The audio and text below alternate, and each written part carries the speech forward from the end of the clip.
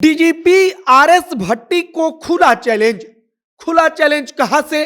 तो समस्तीपुर में घर के बाहर पोस्टर लगा है। पोस्टर पर लिखा गया है कि 10 लाख रुपया रंगदारी पहुंचा दो, वरना पिछली बार जो हवा में गोली चला था अब वो हवा में नहीं चलेगा। समस्तीपुर से जब पोस्टर चस्पा किए जाने की खबर सामने आई तब हड़कंप मच गया। कानून व्यवस्था पर सवाल उठा कि क्या कानून व्यवस्था और प्रशासन इतनी कमजोर हो गई कि अब पुराने दिन के तरह घर पर नोटिस चस्पा करके रंगदारी मांगने वाले चले जाते हैं कि 10 लाख रुपया पहुंचा देना, वरना गोली अब हवा में नहीं बल्कि शरीर पर लगेगी। कुछ दिन पहले उस घर पर फायरिंग हुई है, वहां पर कुछ लोग आकर फायरिंग भी करते हैं और उसी गोली की याद दिलाकर नोटिस में लिखा गया है कि याद रखना कि अब गोली हवा में नहीं चलेगी। जो पोस्टर लगाया गया है उसमें रंगदारी की डिमांड की गई है और पूरा का पूरा मामला समस्तीपुर का है। और जिस घर पर पोस्टर चस्पा किया गया है उस घर में विदेश मंत्रालय में काम करने वाला एक आदमी है जो कि विदेश मंत्रालय में अधिकारी के पद पर कार्यरत है और पूरा का पूरा मामला वहीं से जुड़ा है। आगे हम आपको बताएंगे कि कैसे एकदम फिल्मी स्टाइल में नोटिस चस्पा करके रंगदारी की डिमांड की गई है। बाकी नमस्कार, मेरा नाम है मोहित कुमार सिंह और आप जनता जंक्शन देख रहे हैं। डीजीपी आरएस भट्टी के बाद आने के बाद कहा गया कि रंगदार तो छुप ही जाएं, बाहुबली भी अब बिल में घुस जाएं। मतलब कि बाहुबली और रंगदारों का सबसे बड़ा दुश्मन आरएस भट्टी डीजीपी बन चुका है।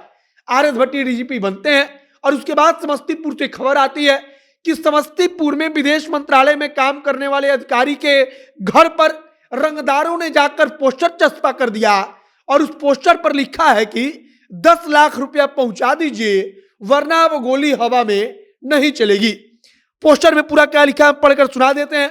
पोस्टर में लिखा है कि 10 लाख रुपया रंगदारी दो, नहीं तो घर के सदस्य को जान से मार देंगे, अगला बारी हवा में फायरिंग नहीं होगा।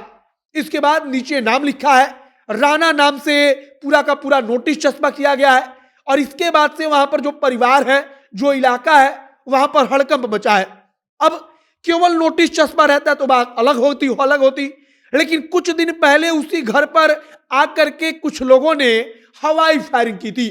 मतलब कि धमकाने की कोशिश और फायरिंग करके वे चले गए। पुलिस अब तक उनका कुछ नहीं कर पाई।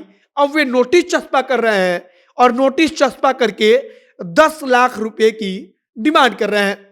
आप कह सकते हैं कि राज्य के नए डीजीपी, जब एक तरफ खबर आ रही है कि मुख्यमंत्री ने कहा है कि खुली छूट है, डीजीपी कह रहे हैं कि आप अपराधियों को दौड़ाइए, वे थानेदारों को, एसपी साहब लोगों को खुली छूट दे रहे हैं, तब कैसे नोटिस चस्पा करके कहीं रंगदारी मांगी जा रही है। फिलहाल पुलिस कह रही है कि हम सीसीटीवी फुटेज को खंगाल रहे हैं, लेकिन सवाल यही है कि जब कुछ दिन पहले उस घर में जाकर के वहां पर घर के बाहर हवाई फायरिंग हुई तब पुलिस वाले सख्ती से कार्रवाई क्यों नहीं करते। अब मन इतना बड़ा कि जो रंगदार हैं वो नोटिस चस्पा करके 10 लाख रुपए की रंगदारी मांग रहे हैं। और जब फायरिंग की गई थी वो घटना 20 नवंबर को हुई थी। मतलब कि 1 महीने से ज्यादा का वक्त बीत गया, पुलिस अब तक कुछ नहीं कर पाई और अब मन इतना बढ़ गया कि वो नोटिस चस्पा करके बकायदा 10 लाख रुपए की रंगदारी मांग रहे हैं।